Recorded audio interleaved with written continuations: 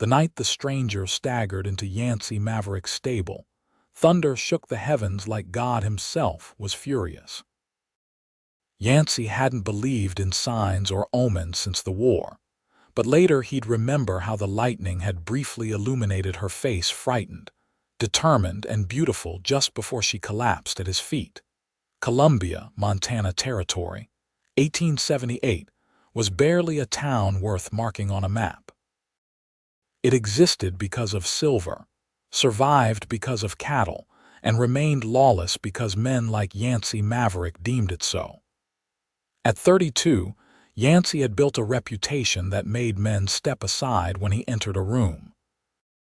The Maverick Ranch sprawled across 5,000 acres of prime grazing land, and its owner was known simply as the Reckoner to those who crossed him.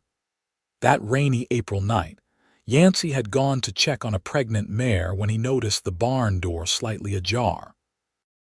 His hand instinctively moved to the Colt revolver on his hip as he approached. Years of surviving had taught him caution. "Show yourself," he commanded into the shadows.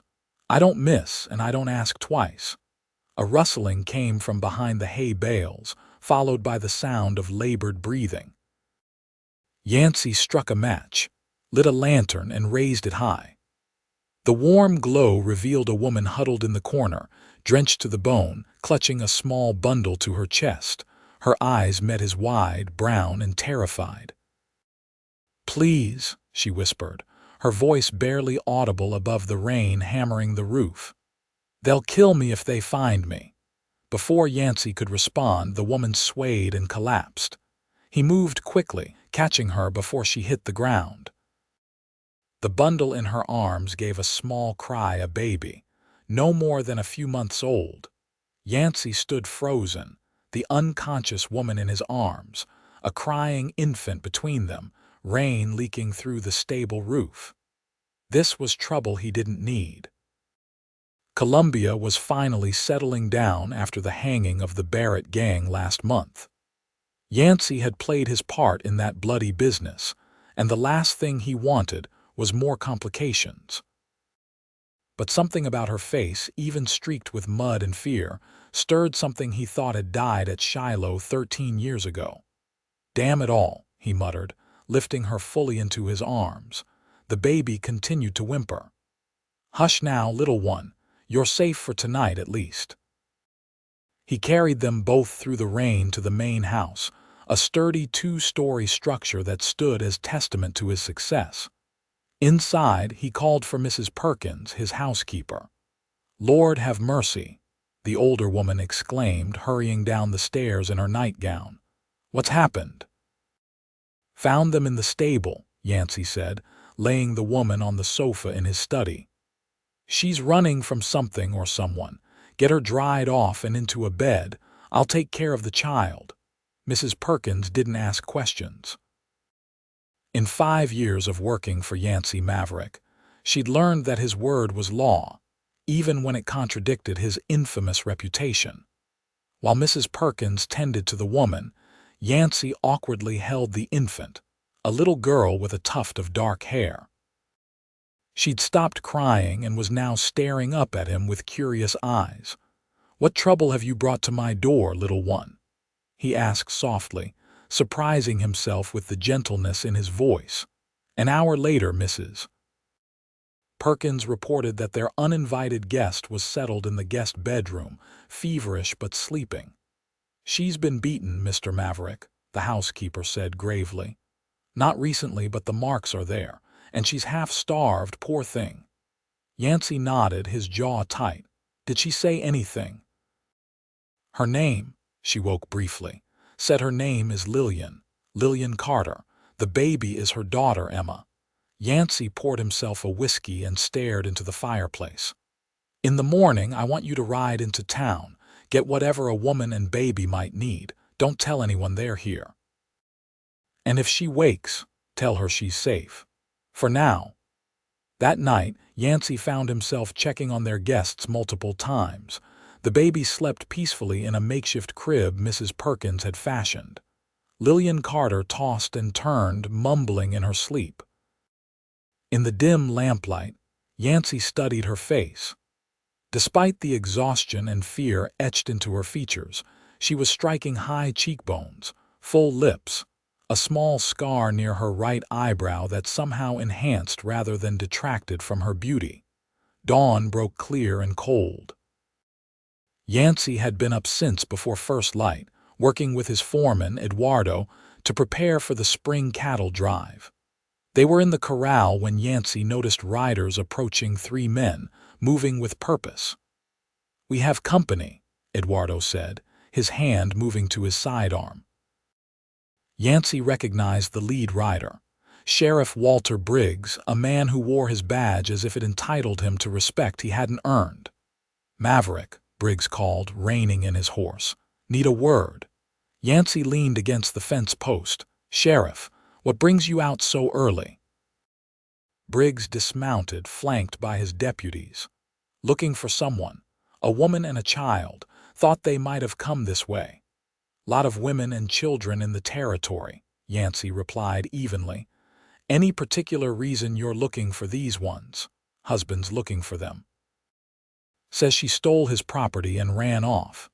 Briggs spat tobacco juice onto the dirt. "Name's Carter, Lillian Carter. Husband's offering a reward." Yancy kept his expression neutral, even as his mind raced. "Haven't seen her."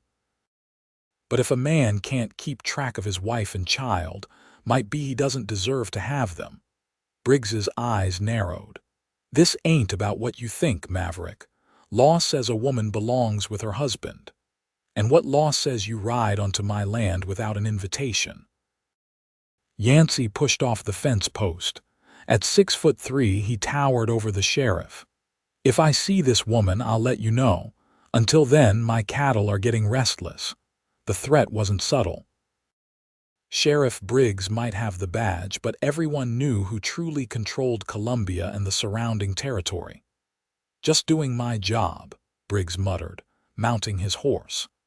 "The husband, Henry Carter, he's staying at the Grand Hotel, wealthy man from back east. Says his wife's unstable, dangerous to the child. If you see her, it'd be best for everyone if she went back where she belongs." Yancy watched them ride away, his mind already calculating what this meant.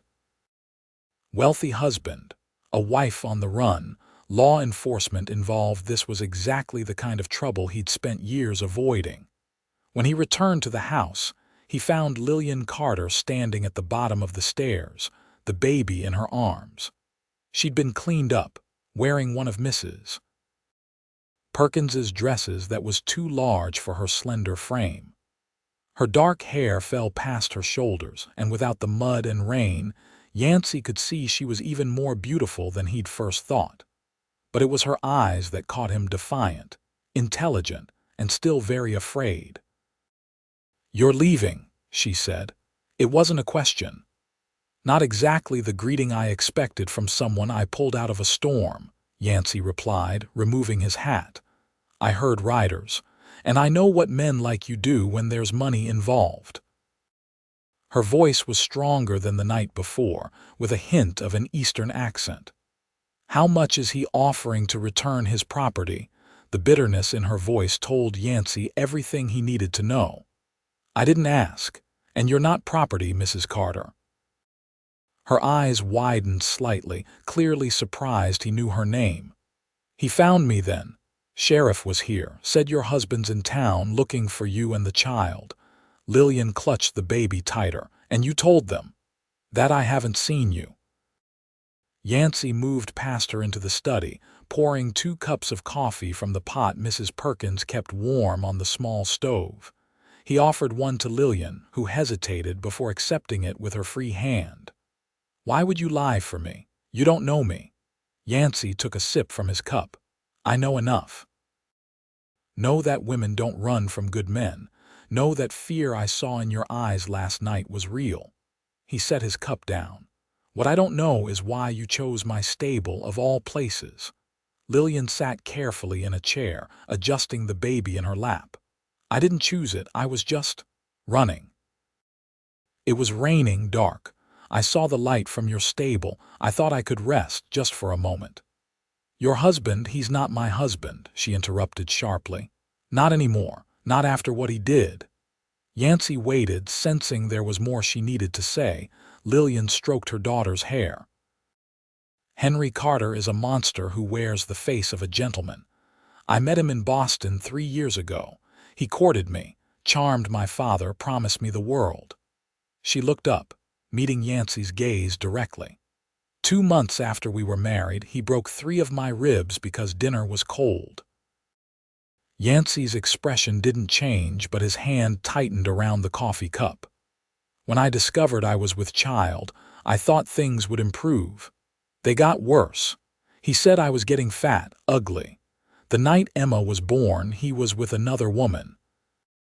Lillian's voice remained steady, though her eyes shimmered with unshed tears. 3 weeks ago, he came home drunk. He said Emma wouldn't stop crying. He picked her up and he shook her so hard I thought he would kill her." She took a shaky breath. "That night, I took what money I could find, some jewelry to sell, and we fled.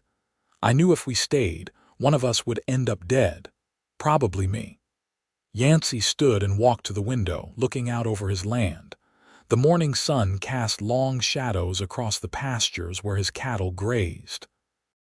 He'd built everything he had through violence and determination. Men feared him because he'd given them reason to. Women avoided him for the same cause. Yet something about Lillian Carter's story resonated with him. Perhaps it was the memory of his own mother, beaten by his father until consumption finally took her. Perhaps it was simply that he'd seen too much injustice in a lawless land. "You can stay," he said finally, turning back to her. "At least until you figure out what comes next. But understand something, Columbia is a small town. People talk. If Carter is as wealthy and determined as the sheriff suggests, hiding won't be easy." Relief flooded her face, quickly replaced by wariness. "Why would you help me? Maybe I'm not as notorious as people say." Yancy's mouth curved into a half-smile that didn't reach his eyes. "Or maybe I just don't like men who hurt women and children. I can't pay you. Not much, anyway." "I don't need your money, Mrs. Carter, Lillian," she corrected. "If I'm staying in your home, you should call me Lillian." Yancy nodded. "Lillian, then. And the little one is Emma." As if recognizing her name, the baby made a small cooing sound. For the first time since he'd found her, Lillian smiled, a genuine, warm expression that transformed her face and sent an unexpected jolt through Yancy's chest. "Yes, this is Emma. She's 5 months old now." Lillian's voice softened as she looked at her daughter. "And braver than her mother." "I don't know about that," Yancy said quietly. "Seems to me it takes a special kind of courage to run into the unknown to protect someone you love." Their eyes met, and for a moment, something unspoken passed between them, a recognition, perhaps, of shared determination in the face of overwhelming odds. The moment was broken by Mrs. Perkins's return from town, arms laden with parcels. The older woman bustled in, immediately cooing over the now awake baby. "Got everything you asked for, Mr. Maverick, and then some," she announced. "Diapers, baby clothes, some proper dresses for the young lady." She lowered her voice conspiratorially. "Town's buzzing with talk of the missing wife and baby. That husband of hers is offering $50 to anyone who brings her back." Lillian paled. $50 was a small fortune to most in Columbia. "What else did you hear?" Yancy asked. "He's telling everyone she's not right in the head. Says she attacked him, stole his money, and ran off with his child." Mrs. Perkins shook her head disapprovingly. "Though I noticed no one's asking why a woman would do such a thing if she had a good husband." "Thank you, Mrs. Perkins," Yancy said. "Get these things settled, would you? And tell Eduardo I want extra men watching the property tonight." As Mrs. Perkins led Lillian upstairs with the new provisions, Yancy poured himself another coffee, adding a splash of whiskey this time. His peaceful existence had just become considerably more complicated. If Henry Carter was as wealthy and connected as he seemed, harboring his runaway wife could bring trouble down on the Maverick Ranch trouble Yancy had spent years establishing enough power and fear to avoid. And yet, when he thought of sending Lillian and her baby away, something inside him rebelled at the idea. Over the next few days, a wary routine developed. Lillian kept to the house with Emma, helping Mrs. Perkins with household tasks. Yancy continued running his ranch, though he found himself returning to the main house more often than usual, using various excuses to check on their welfare.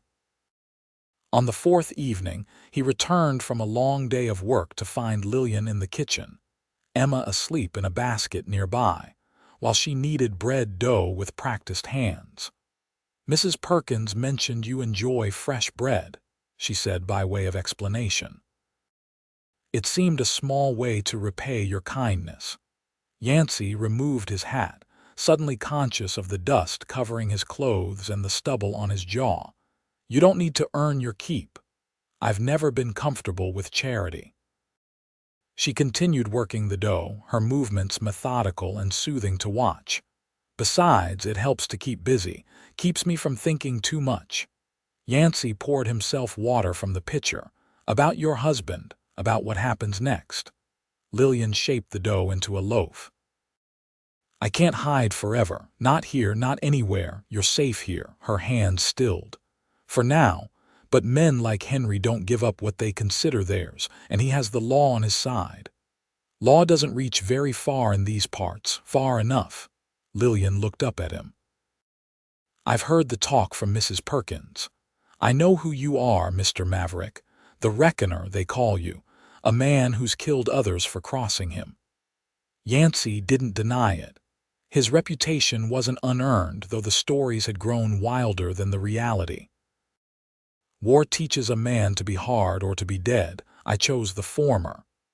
And now, what does Yancy Maverick choose now with a fugitive woman and child in his home? It was a fair question, one he'd been asking himself. "I choose what's right, not what's easy." She studied him, as if trying to reconcile the notorious gunslinger with the man standing before her. "There's more to you than people say." "Maybe, or less." He moved toward the door, uncomfortable with the direction of the conversation. "I need to clean up." Eduardo mentioned riders near the north pasture today. Probably nothing, but best to be cautious. That night after dinner, Yancy sat on the porch smoking and watching the stars emerge. The spring air carried the scent of sage and distant rain. He heard the door open behind him and knew without looking it was Lillian. "Emma's asleep," she said, settling into the chair beside him. "She seems to feel safe here. Smart kid." They sat in companionable silence for a while, the only sounds the distant lowing of cattle and the creak of the porch swing in the gentle breeze. "Tell me about Boston," Yancy said finally. Lillian seemed surprised by the question. "What would you like to know? Anything?" "Never been east of the Mississippi myself." So she told him about growing up in a merchant's family, about the bustling harbor and cobblestone streets, about attending a ladies' seminary where she learned French and watercolor painting alongside household management. "My father wanted me to marry well," she said. "Henry Carter seemed the perfect choice, successful, charming, from a good family." Her voice grew bitter. "No one warned me that monsters often wear the finest clothes. How did you end up here? Columbia's a long way from Boston." "Henry had business interests in Helena, mining investments. When things got worse between us, he decided the Montana Territory would be perfect. Remote, few questions asked about what happens behind closed doors." Lillian wrapped her arms around herself, though the evening wasn't cold. "The irony is, it's that very remoteness that gave me the chance to escape." Yancy extinguished his cigarette. "You're a brave woman, Lillian Carter. Not brave, desperate." She stood, the moonlight catching in her hair. "Good night, Mr. Maverick. Thank you for listening." "Yancy," he corrected. "If you're staying in my home, you should call me Yancy." She smiled slightly. "Good night, Yancy." As she disappeared inside, Yancy remained on the porch, troubled by the protective instinct growing within him.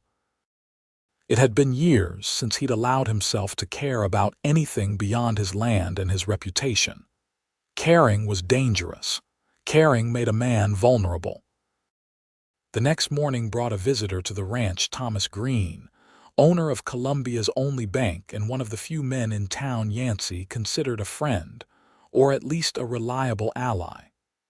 "Thought you should know," Green said without preamble as they stood in Yancy's study. "Carter's hired men. Professional types from back east. They're asking questions all over town, showing a photograph of his wife and child." Yancy maintained his impassive expression. "What kind of men?" "The kind that carry Remingtons and don't smile. 3 of them. Leader calls himself Jackson." Green accepted the whiskey Yancy offered. "Word is Carter's offering $100 now, not 50. Price is going up. Man wants his property back." Green hesitated. "There's talk that you might be harboring them. Nothing direct, just whispers." Yancy's eyes hardened. "And who's whispering? Tom?" Green raised his hands placatingly. "I'm just the messenger, Yance. But these hired guns, they're not like our local riffraff. They won't be scared off by your reputation alone." After Green left, Yancy found Lillian in the garden with Emma. The baby was lying on a blanket, kicking her legs at butterflies, while Lillian helped Mrs. Perkins with the spring planting. "We need to talk," Yancy said, gesturing for Lillian to follow him. In the privacy of the study, he told her about Carter's hired guns. With each word, her face grew paler, but her eyes remained steady. "I thought we'd have more time," she said when he finished. "I should leave, tonight. I've already brought too much trouble to your door." "And go where?" Yancy asked. "With a baby on foot or horseback." "How far would you get before they caught up?" "I don't know." Her voice cracked slightly. "But I won't have your blood on my hands, or anyone else's." "This isn't your decision to make," her eyes flashed. "It's exactly my decision, my life, my child, my responsibility." Yancy moved closer, his voice low and intense. "You came to my land, Lillian. That makes it my business. Those men come here looking for trouble. They'll find more than they bargained for. You can't fight the world for us, Yancy. Watch me." The determination in his voice surprised them both. Lillian stared at him, her expression softening. "Why? Why risk everything for people you barely know?" Yancy turned away, uncomfortable with the question. "Get some rest. I need to talk to Eduardo about security." That afternoon, Yancy rode the perimeter of his property with 4 of his most trusted hands, all veterans like himself, men who knew how to handle trouble. He positioned them strategically, with instructions to alert him if strangers approached. As dusk fell, he returned to the house to find Lillian sitting at his desk, writing by lamplight. "What are you doing?" he asked, writing down everything, about Henry, about what he did to me, about why I ran. She looked up, her face resolute. "If something happens to me, I want Emma to know the truth someday. And I want others to know too." The sight of her there, fighting in her own way, stirred something in Yancy he'd long thought dead. He'd built walls around himself after the war, after watching friends die in the bloodied fields of Tennessee. He'd returned to the West determined never to be vulnerable again. Yet here was this woman, breaking through those defenses without even trying. "Nothing's going to happen to you," he said, more gruffly than intended. "Not while I'm breathing." Lillian set down her pen. "Why do you care so much, Yancy? The truth, this time." He was saved from answering by the sound of hoofbeats approaching the house. Immediately, Yancy moved to the window, drawing his revolver. "Stay here," he ordered, heading for the door. Outside, a single rider approached Eduardo, moving at speed. "Riders coming," the foreman reported breathlessly as he dismounted. "6 of them. Sheriff Briggs, those hired guns from town, and 2 others I don't recognize." Yancy's jaw tightened. "How far?" "20 minutes, maybe less. They're coming from the East Road. Get the men in position. No one fires unless I give the word." Yancy turned back toward the house. "But if they try to take the woman or child by force, they don't leave this ranch alive." "Understood."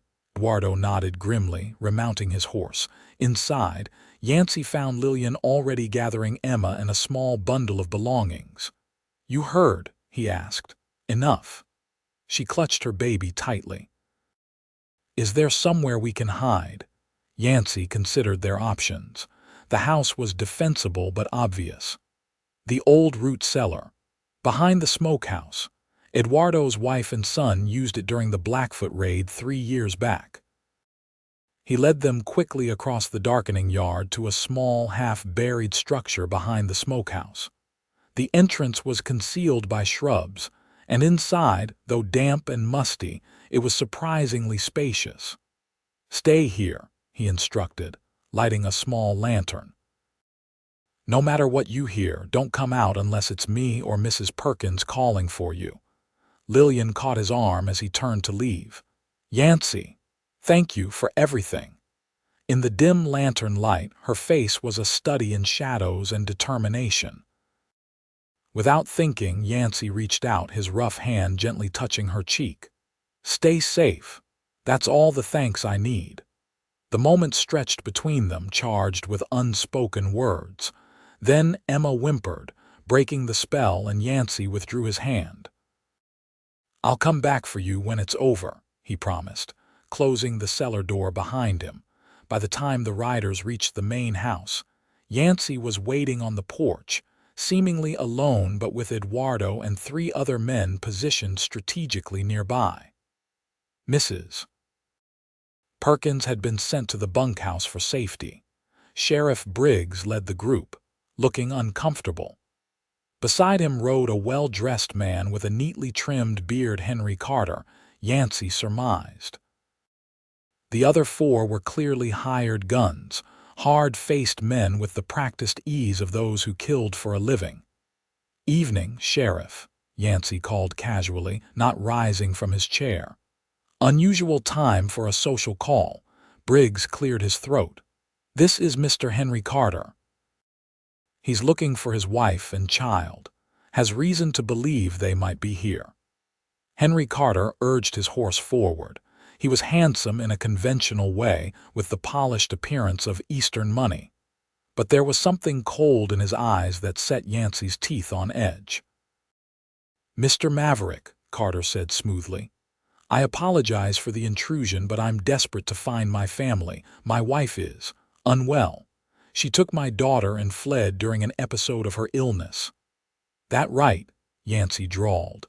"Seems a lot of manpower to find one sick woman." "She's dangerous in her condition," Carter insisted. "To herself, to my child, possibly to others. I only want to bring them home where they belong." Yancy rose slowly, his hand resting casually near his holster. "Interesting story, different from what I heard." Carter's pleasant expression flickered. "Oh, and what might that be?" "Heard you like to use your fists on her. Heard you nearly killed your own baby." Yancy's voice remained conversational, but his eyes had turned to ice. "Heard she ran because staying meant a death sentence." The atmosphere shifted instantly. The hired guns tensed, hands moving subtly toward weapons. Sheriff Briggs looked from Carter to Yancy, clearly uneasy with the turn of events. "That's absurd," Carter said, his voice hardening. "These are the delusions of a disturbed woman." "Sheriff, I believe we have confirmation my wife is here. I demand you search this property immediately." Briggs hesitated. "Mr. Maverick, if you're harboring, you have no authority here, Briggs," Yancy cut him off. "No warrant, no cause, just the word of a stranger against mine. And in Colombia, we both know whose word carries more weight." The lead gunman, a tall man with a pockmarked face, moved his horse forward.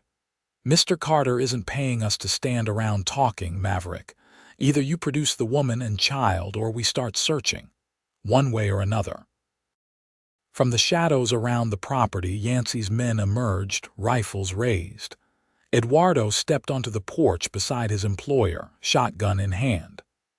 "That would be a mistake," Yancy said softly. For a long moment, no one moved. The tension stretched taut as a bowstring. Then Carter laughed, a brittle sound without humor. "Well played, Maverick, but this changes nothing. My wife and child are my legal property. The law is on my side, even if the local enforcement is. Intimidated." He turned his horse. "We'll go for now, but understand this: I will find them.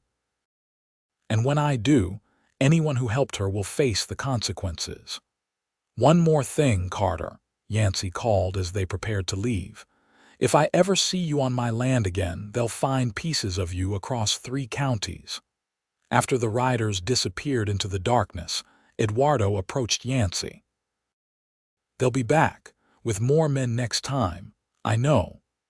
Yancy's mind was already calculating possibilities. "Double the guards tonight. At first light, I want our fastest rider heading to Judge Parker in Fort Smith. We need legal leverage." Once certain the danger had passed, Yancy retrieved Lillian and Emma from the root cellar. The baby was asleep, but Lillian was alert, her eyes questioning as they returned to the house. "Henry," she asked simply. "Gone. For now." Yancy guided her to the study, where he poured them both a drink. "He's telling everyone you're insane, dangerous. Of course he is." Lillian accepted the whiskey, taking a small sip. "It's what he always threatened, that no one would believe me, that he'd have me committed if I ever tried to leave." She looked down at her sleeping daughter. "What happens now?" Yancy leaned against his desk. "First light, I'm sending for Judge Parker. He's a fair man, known me since I was a boy. If anyone can help with legal protection, it's him. And if that fails, then we consider other options." Yancy's expression was grim. "Carter's the kind of man used to getting what he wants. He won't give up easily." "Neither will I," Lillian said fiercely. "I'd rather die than let him take Emma." The conviction in her voice stirred admiration in Yancy. Most women of her background would have broken under such pressure. Lillian Carter had bent but remained unbroken. "Get some rest," he said gently. "You're safe tonight." After Lillian retired with Emma, Yancy remained in his study, cleaning his revolver by lamplight, his mind working through contingencies. Carter had resources, connections, and the veneer of respectability advantages Yancy couldn't match. What he had instead were men loyal to him, intimate knowledge of the territory, and a lifetime of surviving against the odds.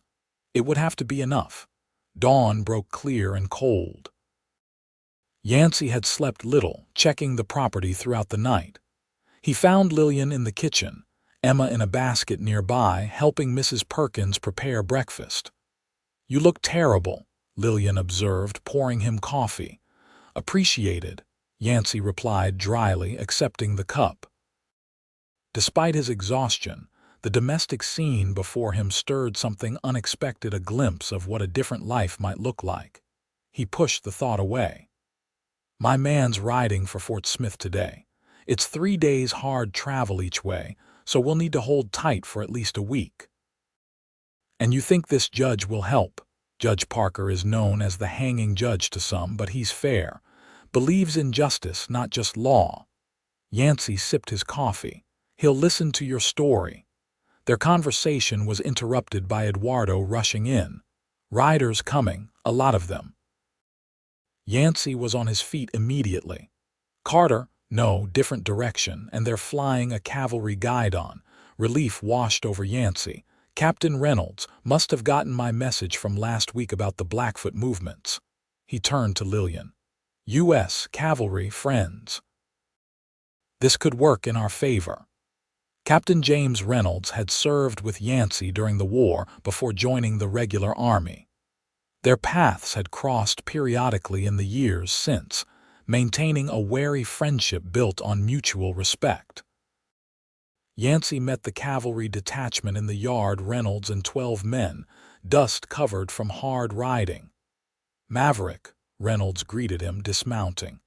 "Got your message about Indian movements. Thought I'd check it personally." "Appreciate it, Captain." Yancy shook the man's hand. "Timing couldn't be better. Got a situation brewing that might benefit from federal presence." Inside, over coffee and Mrs. Perkins's biscuits, Yancy explained the circumstances to Reynolds. The captain listened intently, occasionally glancing at Lillian, who sat with Emma in her arms. "Complicated business," Reynolds said when Yancy finished. "Legally, Carter has rights to his wife and child under territorial law. Even if he's abusive?" Lillian asked directly. Reynolds's expression softened. "Madam, I've seen enough in my years to know that law and justice aren't always the same thing, but without evidence or witnesses." "I have this," Lillian said, retrieving a small journal from her pocket. "Every incident, every injury recorded with dates, and this." She pulled down the collar of her dress slightly, revealing an ugly scar along her collarbone. "He heated a fire poker when I burned his dinner. I have other scars as well." Reynolds's face darkened. "I've seen men shot for less in this territory." "Which brings me to my request," Yancy interjected. "My man's riding for Judge Parker, but that'll take time. Carter's hired guns in town. I'm concerned about what happens in the interim." Reynolds considered. "I can justify keeping my men here for 3 days, assessing the Indian situation. Gives your messenger time to reach Fort Smith, at least." "That helps," Yancy said. "And if Carter or his men show up while you're here, I'm a representative of federal authority. Makes things more complicated for him." Reynolds smiled slightly. "And I've never much liked men who hit women." With Reynolds's men camped on Maverick land, the immediate threat diminished.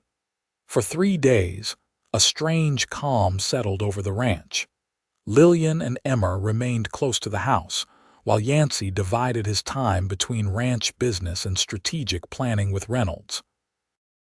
On the afternoon of the 3rd day, Yancy found Lillian sitting under an oak tree near the house, watching Emma practice rolling over on a blanket. "Reynolds leaves tomorrow," he said, settling beside her. Lillian nodded, her face troubled. "I know. He told me this morning." They sat in silence, watching the baby's determined efforts. Emma had Lillian's dark hair and delicate features, but her eyes were lighter, neither parent's exact shade. "She's strong," Yancy observed. "Like her mother." Lillian smiled faintly. "She has to be." She turned to look at him directly. "Why are you really doing this, Yancy? The truth this time." He considered deflecting again, but found he couldn't. "Not with her. When I was 8, my father beat my mother so badly she couldn't get out of bed for a week. Nobody helped. Nobody interfered. It was family business." His voice remained steady, but his eyes revealed old pain. "She died when I was 12. Consumption, they said. But it was him that killed her, just as surely as if he'd used a gun." Lillian's hand found his, her touch gentle. "I'm sorry. I've done things I'm not proud of, Lillian. Built a reputation on fear because out here, fear keeps you alive. But I never raised a hand to a woman or child." He met her gaze. "Maybe helping you is my way of helping that boy who couldn't save his mother." The honesty cost him, but the warmth in Lillian's eyes made it worthwhile. Her fingers tightened around his. "Thank you for telling me," she said softly. The moment stretched between them, intimate and charged. Yancy found himself noticing details he tried to ignore: the curve of her lips, the small scar by her eyebrow, the way sunlight caught in her hair. Emma's babbling broke the spell. Lillian withdrew her hand, turning her attention back to her daughter. "Whatever happens," she said, "knowing someone believed me, fought for me, it matters, Yancy." The following day, Reynolds and his men departed, leaving the ranch feeling oddly vulnerable despite Yancy's usual security. That afternoon, Eduardo reported that Carter's hired guns were making inquiries at neighboring ranches, spreading word that a substantial reward awaited anyone with information. "Money talks," Eduardo said grimly. "Even to friends." Yancy nodded, calculating. "How many men can we trust absolutely?" "5, maybe 6. The rest. They're loyal enough when things are simple. It wasn't enough, not against what Carter could bring to bear." That night after dinner, Yancy found Lillian in his study, examining the books on his shelves, an eclectic collection that surprised most visitors who assumed the reckoner would have little interest in literature. "You've read Emerson," she observed, holding a well-worn volume. "War gives a man plenty of time to think about self-reliance," Yancy replied, pouring himself a whiskey. "Though I suspect he wasn't envisioning battlefields when he wrote it." Lillian replaced the book. "There's so much about you that contradicts what people say." "People see what they expect to see." He offered her a glass, which she accepted. "The Notorious gunfighter is an easier story to tell than the man who reads philosophy." "And which is the real Yancy Maverick?" "Both, neither," he shrugged. "Does it matter?" "It matters to me," she said simply. The directness of her gaze unsettled him. In the week since she'd arrived, something had shifted between them, something neither acknowledged but both felt. "Carter's men are asking questions at neighboring ranches," Yancy said, changing the subject. "Offering money for information." Lillian's expression tightened. "How much longer until your man reaches the judge?" 2 days to Fort Smith. "Assuming Parker is there and willing to help immediately, another 3 back." Yancy swirled his whiskey. "We need to be prepared if Carter makes a move before then." "I won't let him take Emma." "Nor will I." Yancy set down his glass. "But I need to know you'll follow my instructions if trouble comes. No heroics, no sacrificing yourself. You trust me to keep you both safe." Their eyes locked, and for a moment the air between them seemed charged with electricity. "I trust you," Lillian whispered. Before either could say more, a commotion outside drew their attention. Moments later, Eduardo burst in. "Rider coming in hard," he reported. "One of ours. Looks like Jim." They moved to the porch as a horseman galloped into the yard, his mount lathered with sweat. Jim Taylor, one of Yancy's hands who'd been watching the town, nearly fell from the saddle. "They're coming," he gasped, accepting water from Mrs. Perkins. "Carter's gathered a posse." Sheriff's deputized his gunmen, made it all official-like. 15, maybe 20 men. "When?" Yancy demanded. "Dawn. Heard them planning at the saloon. They're claiming to have a warrant for Mrs. Carter's arrest. Kidnapping her own child, they're saying." Yancy's mind raced. He'd expected an attack, but not so soon and not with the veneer of legal authority. "How long do we have?" Jim looked at the darkening sky. 6, maybe 7 hours. They're gathering at midnight." Yancy turned to Eduardo. "Get all hands back to the ranch. Arm everyone. I want the house fortified within the hour." As Eduardo hurried to comply, Yancy faced Lillian, whose face had gone pale. "This is my fault," she said. "All these men at risk because of me." "No," Yancy said firmly. "This is Carter's doing, not yours, never yours." He led her inside, his mind already formulating and discarding plans. A direct confrontation would be bloody, with casualties on both sides. Even if they repelled the initial attack, Carter had the resources to bring more men, more pressure. "We need to get you away from here," he decided. "Before they arrive." "Run again?" Lillian asked, her voice hollow. "To where? I have a line cabin in the high country, remote, defensible. We can hold there until my man returns with Judge Parker's help. And your ranch, your men, property can be rebuilt. Lives can't." Yancy's voice was matter of fact. Eduardo will handle things here. Without you present, Carter has no legal standing to remain on my land. It becomes simple trespassing. Lillian studied his face. You'd leave everything you've built for us. For what's right, Yancy corrected, though they both heard the incomplete truth in his words. Within the hour, preparations were underway. Yancy selected 3 men to accompany them, his most trusted hands, all veterans like himself. Provisions were packed, weapons loaded, horses saddled. For Emma, Mrs. Perkins fashioned a secure carrier that could be attached to Lillian's saddle. As midnight approached, Yancy found Lillian in her room, carefully wrapping Emma in warm blankets. The baby was unusually quiet, as if sensing the gravity of the situation. We leave in 20 minutes, Yancy said softly. Travel light, stay quiet. We'll use the West Trail, it's longer but less obvious. Lillian nodded, her movements precise and controlled. She'd changed into riding clothes. Mrs. Perkins had altered for her practical, sturdy garments that would withstand the journey ahead. I never thought it would come to this, she said, not looking up from Emma. Putting so many people at risk, making you leave your home. Home is just a place, Lillian. Yancy stepped closer.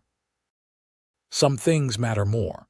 She looked up then, her eyes bright with unshed tears. Why do I matter to you, Yancy? The truth this time, all of it. The question hung between them, demanding an answer he'd been avoiding even in his own thoughts.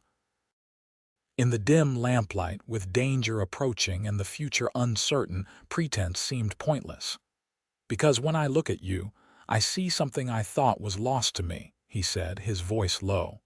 Hope, a reason to be more than what this land made me become.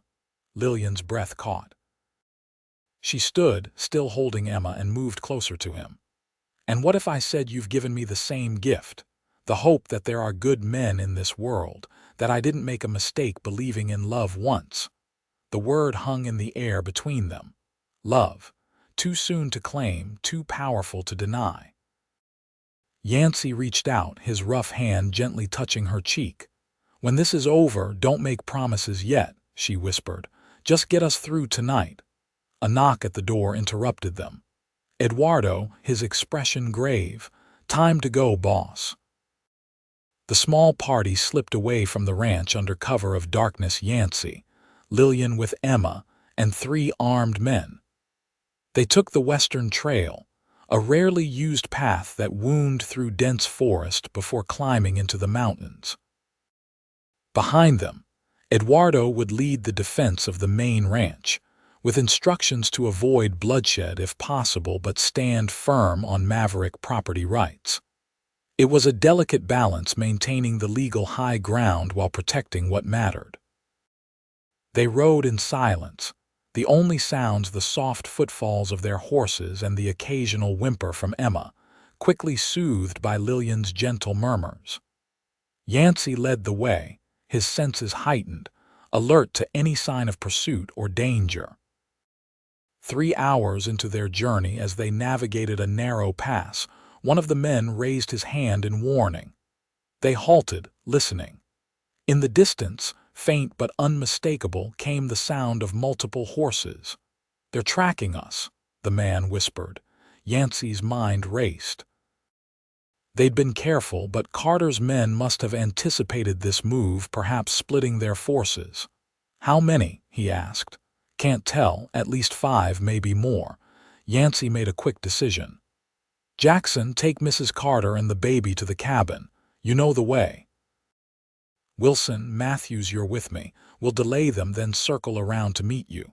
Lillian's eyes widened in alarm. No, we stay together. There's no time to argue, Yancy said firmly. The cabin is 4 hours from here. You need to reach it before daylight. And if you don't make it... Fear made her voice sharp. What then? Yancy moved his horse alongside hers, speaking low so only she could hear. Then you keep going, for Emma, for yourself. His hand briefly covered hers on the reins. But I'll be there, trust me. Their eyes held for a long moment before Lillian nodded reluctantly. Be careful, she whispered. As Jackson led Lillian away, taking a steeper, less accessible trail higher into the mountains, Yancy and his two men prepared an ambush at a strategic bend in the main path. They wouldn't kill unless necessary, but they needed to buy time to confuse the pursuit. They didn't have long to wait. Within 20 minutes, riders appeared 6 men, moving cautiously but with purpose. Yancy recognized the lead man as Jackson, Carter's chief gunman, with Sheriff Briggs close behind. Carter himself was notably absent. "Now," Yancy whispered. The 3 men fired simultaneously, aiming high, the shots echoing off the canyon walls. The pursuers scattered, diving for cover as their horses reared in panic. "That's far enough, Briggs," Yancy called. "You're trespassing on private land." Sheriff Briggs's voice came back, shaky but defiant. "Got a warrant, Maverick." "For the arrest of Lillian Carter on charges of kidnapping and theft." "Funny kind of law that hunts women in the middle of the night," Yancy replied. "Turn back now and we can all walk away from this." "You know we can't do that," Jackson shouted. "Carter wants his wife and child." "He'll get them, one way or another." "Not tonight, he won't." A tense standoff ensued, with occasional gunfire exchanged but no real attempt by either side to advance. Yancy was playing for time, and after nearly an hour he gave the signal. His men retreated silently, one by one, while he maintained sporadic fire to cover their withdrawal. Once they were safely away, Yancy fired one last volley before mounting his horse and following a different trail, a decoy route that would lead the pursuers away from Lillian's actual path. The strategy worked. As dawn broke, Yancy heard the pursuers crashing through the underbrush far below, following the false trail he'd left. He allowed himself a grim smile before turning his horse toward the high country cabin. The sun was high when Yancy finally approached the small, sturdy structure nestled against a cliff face. It was well hidden, visible only from certain angles, with a commanding view of the valley below. As he rode into the small clearing, the door opened, and Jackson emerged, rifle ready. "Boss," the man said with evident relief, lowering his weapon, "was getting worried." They took the bait. Yancy dismounted, his muscles aching from the long ride. "How is she?" "Inside with the little one, both exhausted but holding up." Yancy nodded, clapping the man on the shoulder before entering the cabin. The interior was simple but well-maintained, a main room with a stone fireplace. A small bedroom partitioned off with a curtain, basic furnishings built to last rather than impress. Lillian sat by the fire, Emma asleep in her arms. When she saw Yancy, the relief on her face was palpable. "You made it," she said softly, mindful of the sleeping baby. "Told you I would." Yancy removed his hat and gunbelt, setting them aside. "They're chasing shadows in the eastern valley." "Bought us some time." Jackson discreetly stepped outside, leaving them alone. Lillian rose carefully, placing Emma on the small bed behind the curtain. When she returned, the composure she'd maintained crumbled slightly. Without a word, she moved into Yancy's arms, her body trembling. He held her, one hand cradling the back of her head, the other steady at her waist. They stood like that for several moments, drawing strength from each other. "I was afraid," she admitted quietly, her voice muffled against his chest. "That you wouldn't come back, that I'd have to run again alone." "Not alone," Yancy said firmly. "Not ever again if I have any say in it." Lillian looked up at him, her eyes searching his face. "What are you saying, Yancy? That when this is over, when you're truly free, I want—" He hesitated, unused to voicing such feelings. "I want you to stay. Both of you, if that's what you want too." The vulnerability in his expression, so at odds with his fearsome reputation, touched something deep within Lillian. She raised a hand to his face, her fingers tracing the line of his jaw. "Is that what you want?" she asked softly. "A ready-made family?" A woman with another man's child. I want you, Yancy said simply. The rest is just details. The kiss that followed was gentle at first, tentative, before deepening into something more urgent, more honest. When they finally parted, both slightly breathless, Lillian rested her forehead against his chest. I never thought I'd trust a man again, she whispered. Never thought I'd feel safe. Yancy's arms tightened around her. I can't promise it'll always be easy, but I can promise you'll always be safe with me. For 2 days, they remained at the cabin, alternating watches, always alert for signs of pursuit. Yancy's men patrolled the surrounding area, setting alarms that would warn of approaching riders. Inside, a strange domesticity developed, Lillian cooking simple meals, Yancy entertaining Emma, who had taken an immediate liking to him, grasping at his fingers with surprising strength. On the morning of the 3rd day, a rider approached from the South Matthews who'd been sent to monitor the main ranch. "News, boss," he reported. "Your man returned from Fort Smith. Judge Parker came with him." Yancy's eyebrows rose in surprise. "Parker came himself." "What's happening at the ranch?" The judge took one look at Carter's so-called warrant and declared it worthless. Matthews grinned. "Ordered the sheriff to cease all pursuit immediately. Said he wanted to speak with Mrs. Carter personally, hear her testimony." Lillian, who had joined them outside, caught her breath. "And Henry, what about my husband?" Matthews's expression darkened. "That's the other thing. Carter's gone. Disappeared the night before the judge arrived. His men, too."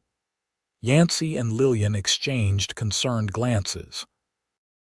Carter's disappearance wasn't surrender, it was tactical retreat. "We need to get back," Yancy decided. "If Parker's willing to hear Lillian's case himself, that's the best chance we have for legal protection." They prepared to depart immediately, gathering the few supplies they'd brought. As Lillian readied Emma for the journey, Yancy briefed his men on the return route, emphasizing caution. "Carter's men could be anywhere," he warned. "We travel together, alert at all times." The journey back to the ranch was tense but uneventful. They took a different route, avoiding the main trails, Yancy constantly scanning their surroundings for signs of ambush. By nightfall, they could see the lights of the main house in the distance. "Almost home," Yancy said softly. Lillian glanced at him, catching the word and all it implied. Home. Perhaps it could be for her and Emma. Judge Isaac Parker was waiting in Yancy's study, a distinguished man in his 50s with penetrating eyes and an air of unwavering authority. He rose as Lillian entered, bowing slightly. "Mrs. Carter, I'm glad to see you safe." "Thank you for coming, Your Honor," Lillian replied, her voice steady despite her nervousness. "It means more than I can express." Parker gestured for her to sit. "I've known Yancy Maverick since he was a young troublemaker. When he sends for me personally, I pay attention." His expression softened as he noticed Emma in Lillian's arms. "Beautiful child." Over the next hour, Lillian told her story: the courtship, the marriage, the abuse, the desperate flight. She showed Parker her journal, detailed the injuries she'd sustained, answered his questions without hesitation. Throughout, Yancy remained nearby, a silent, supportive presence. When she finished, Parker was silent for several moments, his fingers steepled before him. "The law in these matters is not as progressive as it should be," he said finally. "A husband's rights over wife and child are extensive. However," he added, seeing Lillian's face fall, "the law also recognizes that excessive cruelty can be grounds for separation." "Separation isn't enough," Lillian said firmly. "I need divorce, complete freedom and custody of my daughter." Parker nodded slowly. "With your documentation and testimony, I believe a case can be made. It won't be simple, but it's possible." "And in the meantime," Yancy asked, "Carter's still out there?" "I've issued an order of protection," Parker said, Any attempt by Henry Carter to remove Mrs. Carter or the child by force will be considered a federal offense. He turned to Lillian. You'll need to come to Fort Smith next month to testify formally. Until then, this order should provide some security. Relief washed over Lillian's face. Thank you, Your Honor. After Parker retired for the night, planning to depart the following morning, Yancy found Lillian on the porch, Emma asleep in her arms, gazing at the star-filled sky. It's a start, he said, joining her. More than I dared hope for, she admitted. But Henry won't give up easily. Not his property. Let him try. Yancy's voice was quiet but held absolute conviction. Things are different now. Lillian turned to him, her expression serious. What we said at the cabin. I meant it, Yancy, but I need you to understand what you're offering. I come with complications, dangers. Life is complicated and dangerous, Yancy replied with a slight smile. Especially out here. I'm serious. Her voice sharpened. Henry is vindictive, patient. Even with the divorce, even with legal protection, he might never truly let go. Are you prepared for that?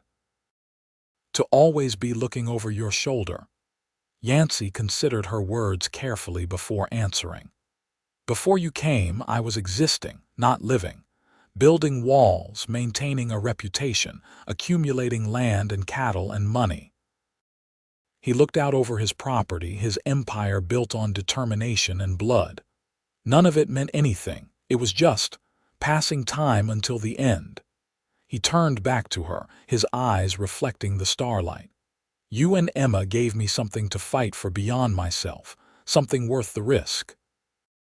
Lillian's expression softened. She shifted Emma to one arm and reached for his hand with the other. I'm falling in love with you, Yancy Maverick, against all reason, all caution. Good, he said simply, because I'm already there. The weeks that followed established a new routine. Judge Parker's order provided temporary legal protection, allowing Lillian and Emma to remain at the ranch openly. Yancy maintained heightened security, unwilling to underestimate Henry Carter's determination. In town, opinions divided, some viewing the situation as scandalous, others sympathetic to Lillian's plight. Through it all, the relationship between Yancy and Lillian deepened. They spent evenings in his study, talking about books, about their pasts, about possibilities for the future. During the days, Yancy taught Lillian to shoot, insisting she be able to protect herself. She proved a quick study, her determination matching his own. Emma thrived in the stable environment, growing stronger daily. Yancy found himself increasingly enchanted by the baby girl. Her gummy smiles and determined efforts to crawl reminding him of simpler joys he'd long forgotten. As the date for the Fort Smith hearing approached, preparations intensified. Lillian organized her evidence, rehearsed her testimony with Yancy's patient guidance. They would travel together, Yancy, Lillian, Emma, and 4 armed men as escort. 3 days before their planned departure, Eduardo brought troubling news. Carter's back in Colombia, staying at the hotel again. Has 2 men with him. Yancy's expression hardened. Any moves against the ranch? Not yet. But he's been meeting with people in town, offering money for information, same as before. That night, as Lillian put Emma to bed, Yancy checked and rechecked his weapons, an uneasy feeling settling in his gut. Carter's return just before the hearing couldn't be coincidence. You're worried, Lillian observed, joining him in the study after Emma was asleep. Cautious, Yancy corrected. Carter showing up now, right before we're set to leave for Fort Smith. It's deliberate. Lillian sat beside him. What do you think he's planning? Could be anything. An ambush on the road, another attempt at legal maneuvering. Yancy set down the rifle he'd been cleaning. Or he could be desperate enough to try something here. Should we leave early? Tonight even, Yancy considered the option. Possibly, though traveling at night has its own risks. Before they could discuss further, a commotion outside drew their attention. Shots fired, men shouting. Yancy was on his feet instantly, grabbing his revolver. "Stay here," he ordered Lillian. "Get Emma and be ready to move if I call." Outside, chaos reigned. The barn was ablaze, orange flames leaping into the night sky. Ranch hands rushed with buckets of water, while others fired at shadowy figures retreating on horseback. "What happened?" Yancy demanded, finding Eduardo directing the firefighting efforts. "4 riders," the foreman reported grimly. "Hit the barn with torches, shot at the bunkhouse when the boys responded. No casualties yet, but the barn's likely lost." Yancy surveyed the scene, his mind racing. This wasn't an attack, it was a distraction. "The house," he said suddenly. "Eduardo, get men to the house now." They sprinted back through the chaos, Yancy's heart pounding. As they rounded the corner, he saw what he feared: 2 figures attempting to enter through the kitchen door. "Lillian," he shouted, firing a warning shot that sent the intruders diving for cover. From inside, he heard a crash, followed by Emma's frightened wail. Then a gunshot. Yancy charged forward, heedless of danger, Eduardo close behind. The kitchen door stood open, a lamp shattered on the floor. Following the sounds of struggle, they burst into the main hallway to find Lillian backed against the wall, Yancy's spare revolver in her hand, a man lying motionless at her feet. Blood pooled beneath him. "He tried to take Emma," she said, her voice eerily calm though her hands shook. "I shot him." Yancy quickly checked the fallen man dead, a clean shot through the chest. Not Carter, but clearly one of his hired guns. "Where's Emma?" he asked urgently. "Upstairs with Mrs. Perkins. I heard the commotion and sent them to the hidden room." Lillian's eyes remained fixed on the dead man. "There was another one. He ran when I fired." Eduardo moved to secure the rest of the house while Yancy gently took the gun from Lillian's trembling hands. "You did what you had to," he said softly. "Emma is safe because of you. The attack changed everything." While the barn burned and his men searched for remaining intruders, Yancy made quick decisions. They would leave for Fort Smith immediately, traveling through the night when Carter's remaining men might be regrouping. Within the hour, they were ready: Yancy, Lillian with Emma, and 6 armed men. Mrs. Perkins would remain behind with the rest of the hands to secure the ranch and deal with the aftermath of the fire. "We'll take the northern route," Yancy instructed as they prepared to ride out. "Less traveled, harder to ambush." Lillian, still pale but composed, adjusted Emma's carrier. The baby had settled after the initial fright, now sleeping peacefully despite the chaos. "I killed a man tonight," Lillian said quietly, so only Yancy could hear. "I thought I would feel something: regret, horror." "And what do you feel?" Yancy asked, equally soft: relief. Her eyes met his, searching for judgment and finding none. "Does that make me a monster?" "It makes you a mother who protected her child."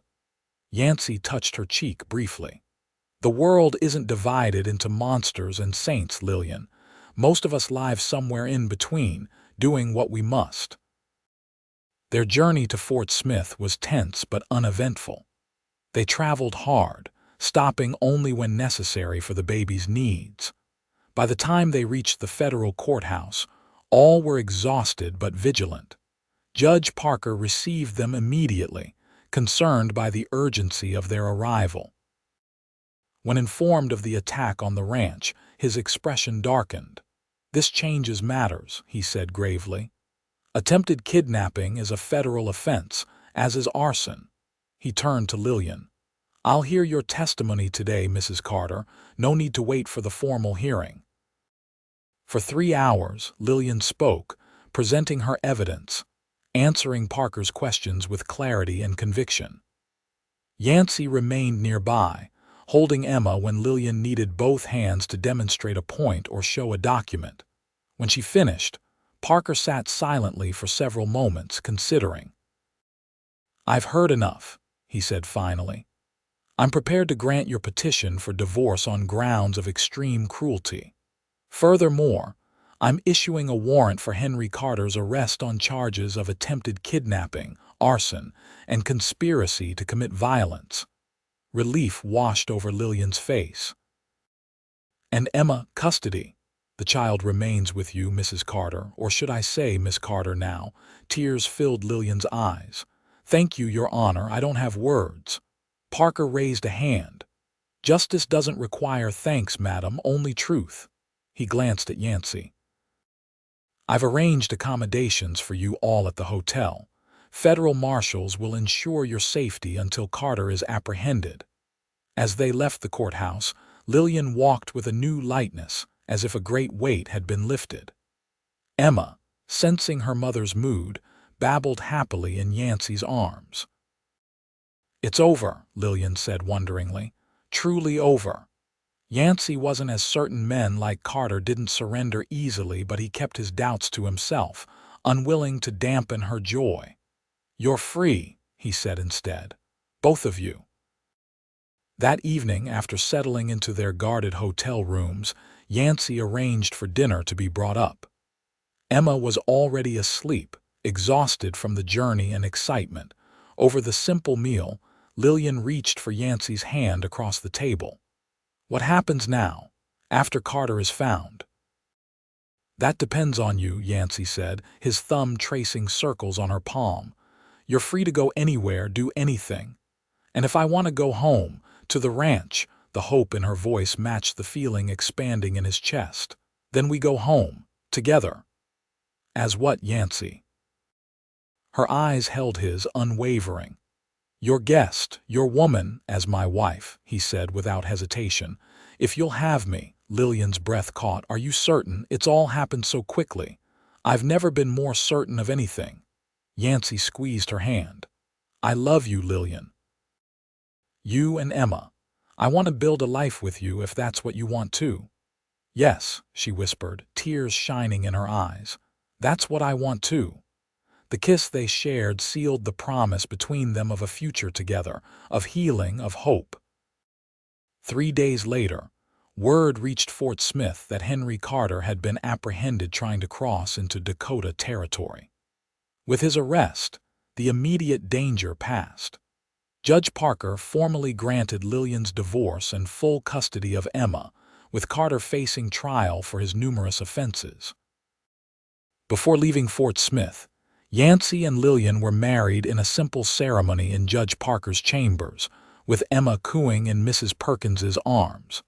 It was a quiet affair, without fanfare, but filled with more genuine emotion than either had thought possible after their respective pasts. "Mrs. Maverick," Yancy said as they stepped out into the sunlight, testing the sound of it. "Mrs. Maverick," Lillian repeated, smiling up at him. "I rather like that." Their return to the ranch was met with celebration. The barn was already being rebuilt, the community coming together in support once the full story of Carter's actions became known. Eduardo had organized everything efficiently in their absence, proud to present the progress to his boss and new mistress. That evening, after Emma was asleep in the nursery, they'd begun preparing before their hasty departure. Yancy and Lillian stood on the porch, his arm around her waist, looking out over the land that was now truly home to all of them. "When I found you in that stable," Yancy said reflectively, "I thought you were trouble I didn't need." Lillian leaned into him. "And now I know you were the trouble I needed most." He turned her to face him, his hands gentle on her shoulders. "You and Emma brought life back to this place. To me. We're going to be happy here," Lillian said with quiet certainty. "Despite everything we've been through, because of it maybe." "We already are," Yancy replied, drawing her close. As they stood there under the vast Montana sky, the notorious gunslinger and the brave woman who'd found sanctuary in his stable, the past receded like shadows at dawn. What remained was the present, imperfect, challenging, beautiful, and a future they would build together. In the years that followed, the legend of Yancy Maverick evolved. The Reckoner became known instead as a fair and respected rancher, husband, and eventually father not only to Emma, who grew into a spirited young woman with her mother's courage and her adoptive father's determination, but also to two sons of their own.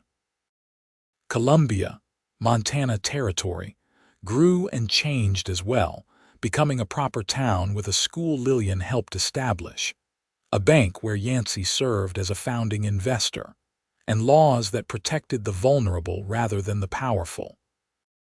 And sometimes, when visitors asked how the fearsome Maverick had been tamed, Lillian would smile and say simply, "He was never what people thought. He just needed someone to see the truth." Yancy would invariably respond, and she needed someone to fight for her truth. The truth, as they both knew, was that fear had turned to love, and in that transformation, both had found the home they'd been searching for all along.